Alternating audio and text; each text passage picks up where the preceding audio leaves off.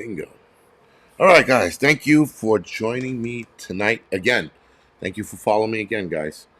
As per usual. Thank you. Oh, so RTS preparedness is talking about. All right. So RTS.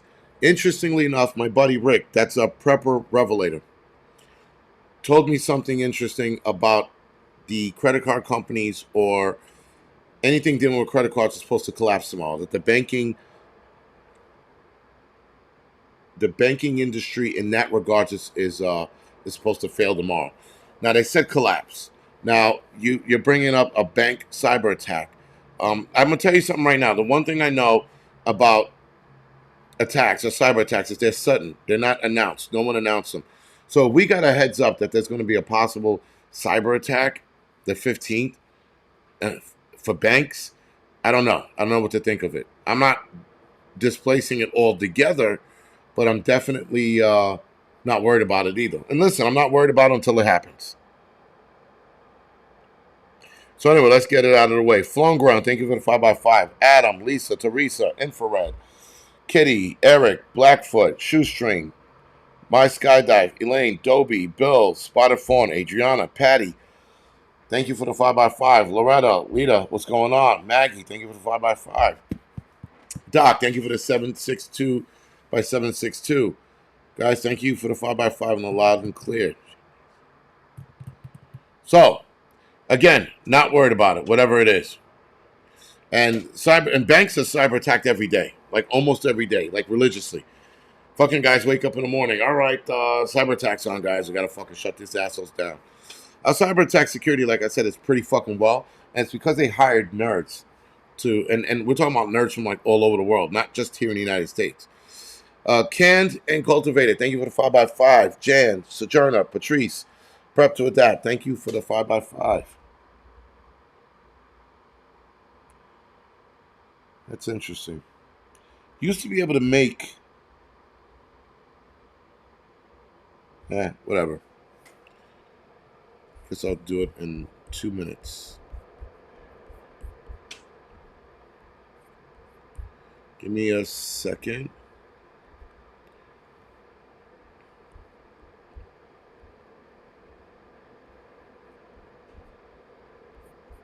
So anyway, guys, sorry, I'm trying to find.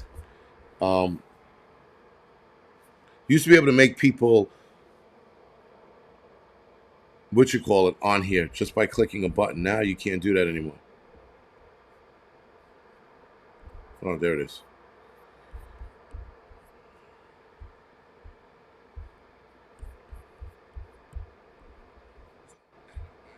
Right. So let me see if I could find.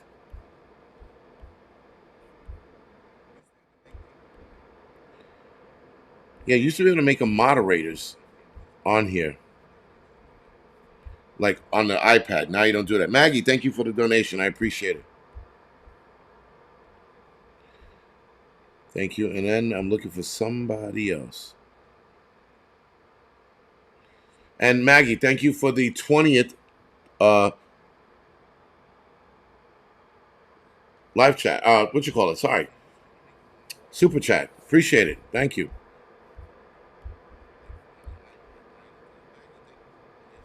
Thank you guys. All right. Sorry about the delay. I'm like, there it is. It's fucking YouTube. Oh, so by the way, talking about fucking YouTube, apparently YouTube could delete your. What the hell's going on? Apparently, YouTube can delete your, um, what you call a screen, your thumbnail. I didn't know that. So I had a video where I was talking about fentanyl, and I looked on it, and the fucking what you call it was deleted. I'm like, are you fucking kidding me? Because I had a guy's hand holding a needle in his hand, and I think that's one of the things that they don't like. It's not technically, it doesn't break their community standards, but if they don't like it, they can delete it. And I didn't even know that till today. So yeah. Anyway, let's get on with the let's get on with the show. So guys, tonight's topic is pay attention to this. Now, I spoke about it. I touched on it a little bit on the Angry Truth. We're going to touch on it now. Miscarriages are up, cancers are up, suicides are up, and rare medical ailments are up. What do they all have in common? Well, they all increased around the same exact time as the arm ticket being released. That is something to pay attention to, as a lot of you guys in my comment section on the Angry Truth channel, I think it was. In the Angry Truth channel, a lot of you were telling me how you had relatives or friends that received the arm ticket and soon after got sick and then wind up dying within months to weeks of being diagnosed after taking the arm ticket. So again, miscarriages have been up as well. I read an article a few months back talking about how miscarriages are up, and they were blaming, believe it or not, the stresses of today's society. That the stresses of the world are causing more women to miscarry. So go fucking figure, right? So again, and suicides are also up. With suicides, Forrest Ghost, yes, I'm feeling better. With suicides, guys, it's I started to notice that number jump dramatically. The one thing about that is that I was curious as to, was it the lockdown that created it, or the suicides, the increase in suicides we're seeing now, is that because of the arm ticket? I feel like the arm ticket is changing chemistry in the brain. Again, that's my opinion.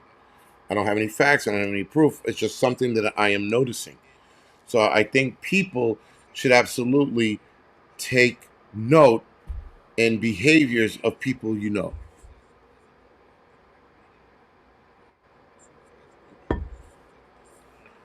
Uh, One shot, one kill. Sorry to hear that. But we're going to be hearing more of that. Listen, the arm ticket's also breaking vaginas, believe it or not, right?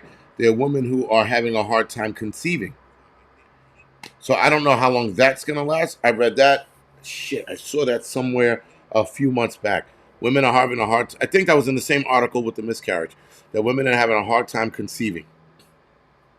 So again, take note in that.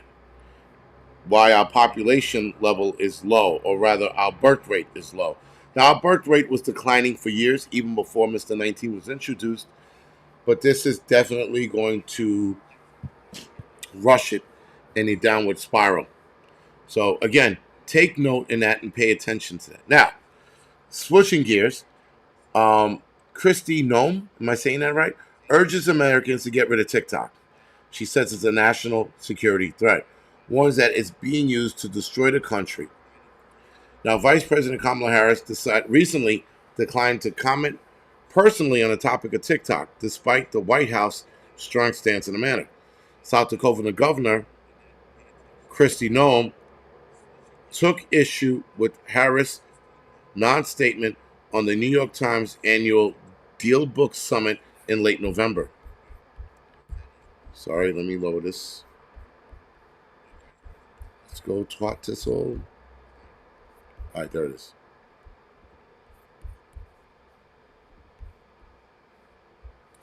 I can't believe she actually said. Sorry.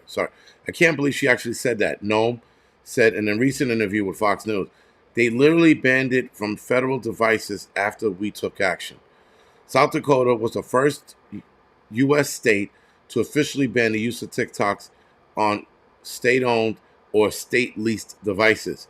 The decision was made due to concern over national security risk associated with TikTok, given its ownership by ByteDance, a Beijing-based company. Subsequently, federal government implemented similar restrictions.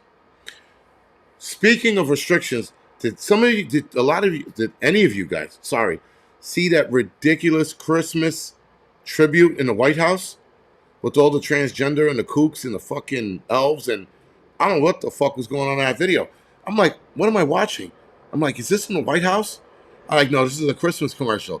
No, this is a fucking a Christmas attribute or some shit, a tribute, Christmas tribute in the White House, and they had fucking trannies and drag queens. I don't even know if they were trannies, but they were drag queens, fucking drag queening in it. I'm like, what the fuck are we watching?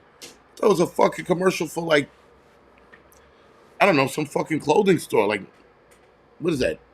Old Navy or some shit. I'm like, what the fuck was going on in that commercial?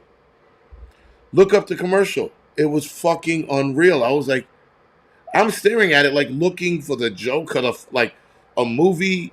I'm like, that looks awfully like the White House. I'm like, that is the White House. I'm like, what the fuck? Anyway, that was a ridiculous video. That was the go and watch it and then cry along with me when you watch it. This is what they did to the White House. This is what they did to the representation of the United States. Letting those fucking crazy kooks dance as they do. It was fucking ridiculous. Anyway, so how? Okay, now back to Christy Nome stating. So how can she legitimately sit there and go, "Yeah, I'm not going to comment"? They know and they acknowledge that it is a national security threat. Grow up and have an opinion. She's talking about Harris. Nome's remark: if you're going to be vice president of the United States, give us your honest answer for once. This is Harris we're talking about. I don't know why Christy Nomes thinks that Harris should have an opinion. The bitch is stupid. She's a moron. She's an idiot of the world. She's a clown. She's a retard. She's full retard. She's simple Jack. Whatever you want to call her. I don't know why Nomes is getting bent out of shape over this. If you're using TikTok, you're helping Chinese destroy America. Sorry, America. You are facilitating it, so get off of TikTok. Now, in partial, what she's not mentioning is that TikTok was specifically designed to dumb us down. Not only steal information, but designed to dumb us down. As Yuri Bezmenov said, if you infect the people with certain ideologies, it takes 20 years to get there. Well, TikTok is full of stupids. The stupids are on TikTok infecting our kids, telling kids it's okay to let adults diddle your dick. You know, like have a fucking old man bat your dick back and forth. That's what TikTok's teaching our kids. TikTok's teaching our kids to say it's okay to be whatever sex you don't understand what you are. Oh, I'm a she him.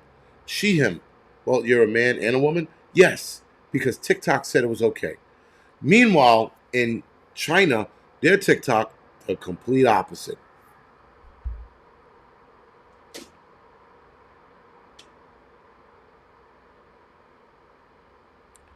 Kathleen Thomas, elaborate on that.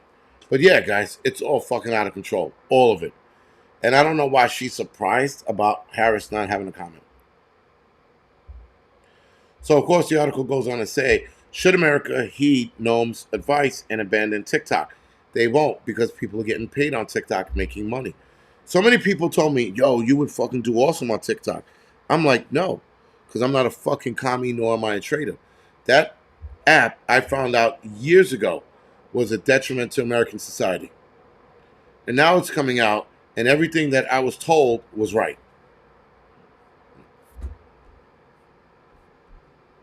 So now, guys, the movie Civil War, which is a A24 film, conspiracy theorists think that Civil War is actually predictive programming Americans for Civil War. So again, guys, the predictive programming is a long-running conspiracy theory. This is what I have a problem with articles like this. It's not a conspiracy theory. Predictive programming has been proven on multiple levels. Anyway, predictive programming is a long-running conspiracy theory that claims powerful Hollywood elites are using the media to program the populace.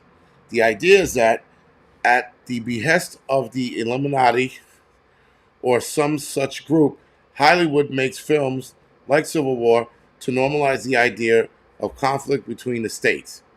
Philosopher Alan Watts coined the term, and it's been used ever since to explain away the eerie similarity people find between art and real life.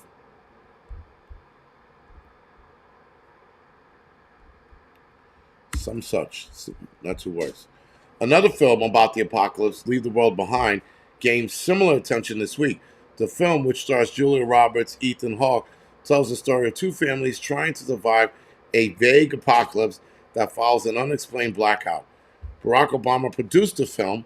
I didn't know that until somebody mentioned it in the comment section earlier today. Barack Obama produced the film, which made it an ideal target for conspiracy mind internet personalities who make money by sharing reactionary takes with their perpetual, scared, and repetitive right-wing audience. Receptive right-wing audience. No shit. I didn't notice that part in the article. Like Civil War, weirdos are painting it to be an example of elites using art and media to control us. Again, predictive programming. We have seen it time and time again. The U.S. military has talked about predictive programming. The CIA agents have talked about predictive programming and placing it in other countries in their TV shows. Well, why can't it be done to us? But this article states that we are using conspiracy theory to control our right-wing audience. Our perpetually scared right-wing audience. Sorry. Now, predictive programming has been seen in The Simpsons time and time again. Movies left and right time and time again. I can't even begin to list the movies because there's so many out there that show predictive programming. Jimmy, yes, I'm going to do a video on Leave the World Behind and try to get my hands on Civil War, like an early copy of it or whatever it is. Get my hands on it and watch that ahead of time as well. But yes, predictive programming it is. So I talked about it earlier today. Oh, by the way, guys, hit the thumbs up or the thumbs down, whatever floats your boat. But I talked about it earlier today, guys, on the Angry Prepper. New study suggests the flu vaccine or vaccination likely to have a substantial public health impact. Key words: public health impact, preventing millions from getting sick. New study published in the Journal of Infectious Disease estimates the flu arm ticket reduced the risk of flu-related emergency department and urgent care visits by almost half, and hospitalizations by more than a third among the U.S. adults during the year 2022 and 2023. CDC recommends that everyone 6 months and older get the seasonal flu arm ticket each year, which, with flu activity increasing in most parts of the country, now is the good time to get your arm ticket. Again, according to the article. I talked about this earlier today. You see that they're pushing the bullshit. The flu season, 2022-2023, saw an unusual early and intense activity with high hospitalization rates and co-circulation of other respiratory viruses, including Mr. 19 and RSV. In this analysis, which looked at more than 100,000 acute respiratory illnesses-related healthcare encounters between October 2022 and March 2023, flu arm ticket reduced the risk of influenza A associated with hospitalization by 35%. EDs and UC visits, urgent care and emergency department visits by 44%, with arm ticket effectiveness varying in age groups and care settings as follows. Hospitalization. People 18 to 64 years who were vaccinated were 23% less likely to be hospitalized with the flu. People 65 years and older who were arm ticketed were 41% less likely to be hospitalized with the flu. Similar arm ticket effectiveness was also observed among hospitalized groups of people who were higher risk for severe complications of the flu, including elderly people, immune-compromised, and people with multiple underlying chronic medical conditions. Again, guys, here goes the bullshit. Here goes them amping you to get something you don't need. You take care of yourself, you eat right, you'll be okay. My mother is 1,002 years old. She hasn't gotten the flu. And she does get the flu shot, but before then, she has never gotten the flu. Now that she's older, she gets it, and I told her, you don't need it. You'll be okay. You old people don't die that easy, and not from the flu. Well, I don't want to get sick. You'll be okay. There's still the flu B, and I think there's a C circulating out there. They only focused on the A for the last few years. And within the A, there's a bunch of other flus, if I'm not mistaken. So, again, pushing the bullshit to get you to take some shit, to get sick, and or later develop something you were never going to get. Just a thought. But it sounds like fucking more bullshit on top of bullshit. Anyway, guys, I got to get up early. I have to get up at 4 o'clock in the morning. Well, scratch that. I got to get up at 3 o'clock in the morning, 3:30, head out to Connecticut and catch a flight out there. Other than that, guys, thank you for joining me. Thank you for the donations. I will see you guys next week. I might not do an Angry Truth next week in Florida, but I definitely will do an Angry Prepper in Florida. So thank you for joining me. Thank you for dealing with my bullshit, and I will see you guys next week.